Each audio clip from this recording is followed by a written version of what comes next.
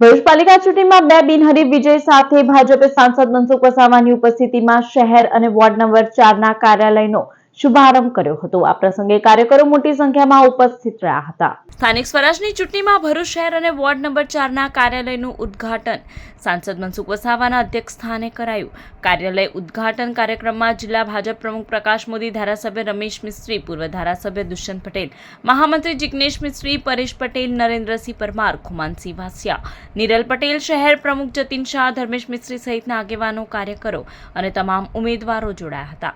સાંસદ મનસુખ વસાવાએ હવે ભરૂચ ભાંગ્યુની છાપ ભૂસી ભૃગુઋષિનું ભરૂચ બન્યું હોવાનું જણાવ્યું હતું।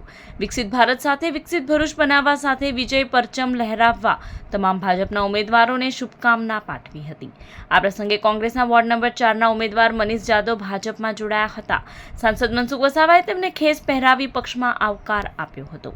આજે ભારતીય જનતા પાર્ટી સમગ્ર ગુજરાતમાં તાલુકા પંચાયત, નગર પંચાયત અને જિલ્લા પંચાયતના ચૂંટણીના ફોર્મ ચકાસણી અને પાછા ખેંચવાનો આજે છેલ્લો દિવસ હતો।